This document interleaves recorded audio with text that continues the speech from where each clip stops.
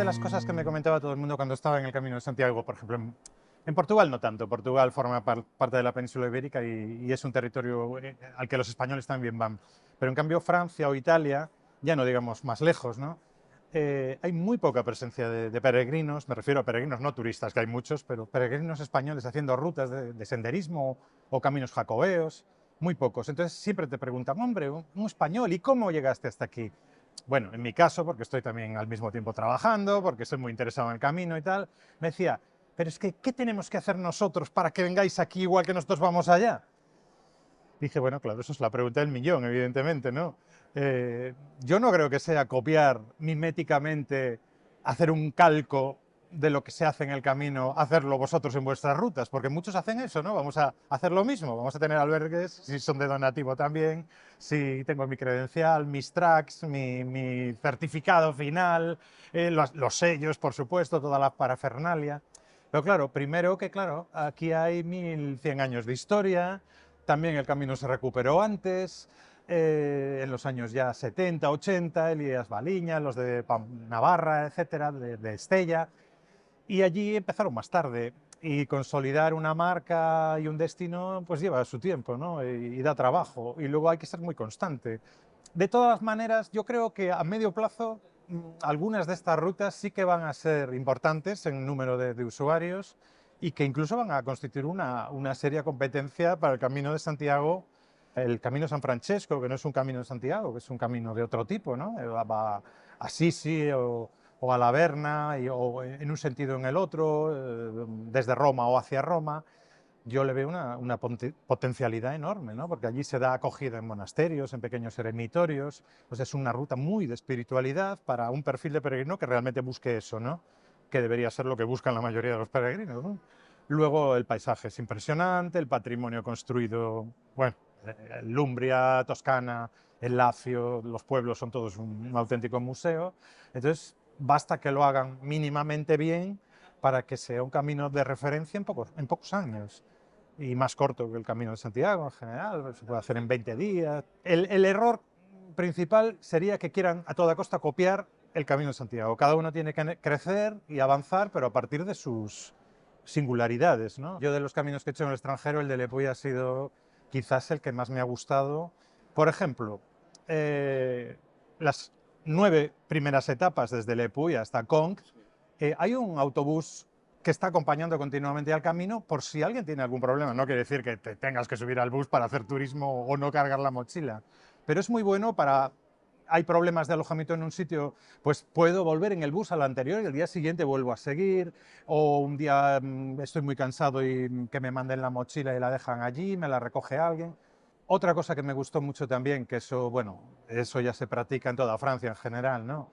Y es que los precios son más altos que aquí, pero la calidad de lo que te ofrecen es mayor. En los albergues, hay mucho albergue en la zona rural, que son camas en vez de literas, menor densidad de ocupación del espacio, aunque podían meter a más gente, pero no quieren, porque quieren mantener un estilo de acogida más personalizado, más próximo. La cena comunitaria, aunque sean albergues privados, hacen la cena comunitaria y con producto propio, cultivado en sus huertas o producto de proximidad y con gastronomía de la zona. Y la gente está dispuesta a pagar un poco más, siempre y cuando ese poco más redunde en ese beneficio. Si pagas más, pero te están timando, evidentemente no. Pero en este caso lo agradeces. Yo recuerdo que la diferencia podía ser un 30% más que aquí, cuando lo hice yo hace cuatro años. Bueno, ese 30% lo valía con creces. O sea, no estabas pagando un sobreprecio por estar en Francia, lo estabas pagando porque estabas recibiendo ese 30% y una alimentación mucho más saludable para un peregrino, potajes, cosas calóricas, podías repetir, el café libre. Me parecía estupendo y en muchos casos personas que eran de los propios pueblos o gente que se había escapado de las ciudades a vivir en pueblos, a montar un negocio y claro, tenían esa filosofía de intentar darle a los demás lo mejor de ellos, del lugar donde viven. Entonces era un intercambio positivo de experiencias, de ellos orgullosos bueno, pues te voy a dar lo que elaboramos en esta zona con los patos y tal, pues, o el cassoulet en la zona de la Languedoc, de la zona de Toulouse, etcétera. ¿Por qué no pillamos un poco el toro por los cuernos y pensamos que no es el bajo coste, no es la masificación, no es la cantidad, sino que tenemos que cuidar más la calidad, ¿no?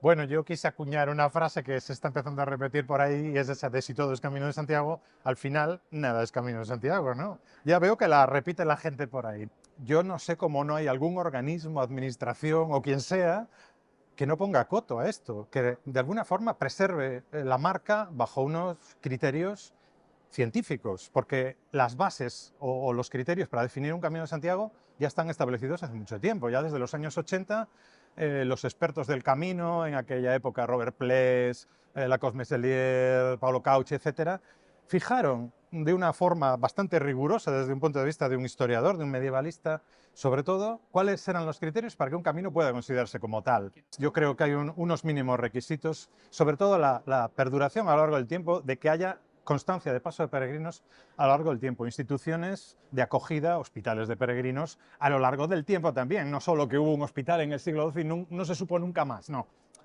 Una acogida en un eje viario por el cual han ido confluyendo peregrinos de otros capilares, que esa es otra, los capilares que llegan a los ejes. Los capilares, claro, cuando todo el mundo salía desde su casa, iban buscando el lugar en el que confluir con las grandes arterias, pero esos capilares son caminos de acceso, no son caminos de Santiago. Todo sería Camino de Santiago, desde cualquier casa de Europa salió cualquier peregrino a hacer el camino, ¿no? Entonces, la perseverancia a lo largo del tiempo de estos requisitos, ¿no? Toponimia, culto a Santiago, presencia de hospitales, de peregrinos documentados, bien sea por defunción, bien sea por registro, que aparezcan diarios que hablan de esa ruta, etcétera, etcétera, etcétera. Hay algunos caminos prendidos con alfileres que yo como historiador digo, bueno, ellos se agarran a lo que tienen y tienen algo, y ahí es donde hay que evaluar si ese algo es suficiente, ¿no? Pienso, por ejemplo, en el Camino de Invierno. El Camino de Invierno tienen algo, hubo hospitales, hubo épocas en que pasaron por ahí, efectivamente.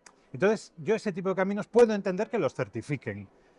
Otros no tienen nada, porque son inventos, son productos turísticos, incluso los nombres ya son nombres comerciales. Eso que me dices, Vía Céltica, Orise, Vía Céltica, ¿qué céltica? ¿Qué celtas iban al sepulcro de Santiago? ¿Qué puertos en la Edad Media, en la Costa de Morte? Que no había ningún puerto, no existían los puertos. Y además era el rey que daba un permiso para que las naves pudieran utilizar un puerto o no. Y el único que se utilizaba en la Baja Edad Media era sobre todo Coruña o Bayona, los puertos de Realengo. El resto es todo un cuento, incluido el camino inglés desde Ferrol, camino de la costa, portugués de la costa, en Galicia, lo mismo. Nadie cruzaba el estuario del Miño, iba a Guarda y por Bayona y Vigo. Eso es política, que han querido satisfacer a comarcas, a alcaldes, a la única ciudad grande de Galicia que no tenía un camino de Santiago. La catedral ha cometido el error de darle la bendición, vamos a decirlo así, de una forma muy expresiva, a muchos itinerarios que no se la debían de haber dado. Solo porque iba un grupo de personas con buena voluntad a hablar con el canónigo encargado de la oficina, con el cura del pueblo o varios curas de la zona, que claro, se sumaban al deseo de los vecinos, de los alcaldes, de la asociación promotora, pero eso no debería bastar para reconocer un camino en la catedral. Además que, al igual que han reconocido algunos, que no tienen ninguna verosimilitud, que son inventos, en cambio no han reconocido otros que sí que son caminos históricos perfectamente documentados y que hoy nadie habla de ellos. Por ejemplo, la ruta que se desviaba en Vilalba hacia Betanzos, un camino muy bien documentado, sobre todo a partir del siglo XV y hasta el XVIII, que iba muchísima gente por ahí, dejaban el camino norte y bajaban a Betanzos y luego subían. ¿Por qué? Porque cruzar los montes que había entre Coruña y Santiago en una zona yerma, con pocas posibilidades de alojamiento, no había hospitales, etc. Entonces, bueno, hoy en día tenemos un popurrí de caminos, los que han sido más listos se han posicionado y están reconocidos, otros solo tienen flechas amarillas, algunos tienen albergues, otros no tienen nada y se promocionan. Tenemos que diferenciar a los peregrinos de los turistas y tener muy claro que son dos, no voy a decir compartimentos estancos, porque el peregrino siempre ha querido participar también de la curiosidad cultural, o sea, de lo que hoy en día disfrutan los turistas, de la gastronomía y de muchas cosas. Y, en cierto modo, algunos turistas también desean jugar un poco a ser peregrinos. Ahí está este híbrido que se llama turigrino, ¿no? Que es el turista disfrazado de peregrino. Está bastante claro es que el Camino de Santiago para un peregrino es un camino sagrado. Vamos a decir ya sagrado de una forma muy amplia, acogedora, para que entre todo el mundo, ¿no? O espiritual. no vamos a decir cristiano ni siquiera, vamos a decir que hoy en día está abierto a todos. Empezó siendo ya en los años 80 un camino ecuménico, no solo para los católicos, sino para los cristianos, y hoy en día yo creo que es un camino de encuentro para todo tipo de religiones, de culturas. Pero tiene que perdurar ese valor o esa esencia de la espiritualidad o de la introspección o de la búsqueda. Esto no es consumo. El turismo es básicamente consumo. Hay un producto, tú lo consumes, puedes disfrutar más o menos de ese consumo, pero normalmente no deja una gran huella. Para un peregrino, el camino es una experiencia mucho más intensa. Es una vivencia, es algo introspectivo, como decía antes. La gente suele pensar, suele venir aquí con sus problemas, suele intercambiar su forma de ver el mundo, la vida, la existencia con los demás. Al menos siempre ha sido así entre los peregrinos. Y luego, evidentemente, el peregrino va despacio, lleva sus pertenencias consigo. De ahí la lucha que tenemos de que intentar, salvo por motivos de salud o personas mayores, tal, que la gente lleve su mochila, porque es la forma de ser peregrino y eh, también de un senderista, pero no de un turista. El turista viaja de otra forma. Lo que más necesita un peregrino es, en primer lugar, yo creo que acogida calurosa, eh, eh, que haya una conexión entre la persona que te acoge y tus expectativas, que haya una comunión de ideas. Antes que los servicios, el confort.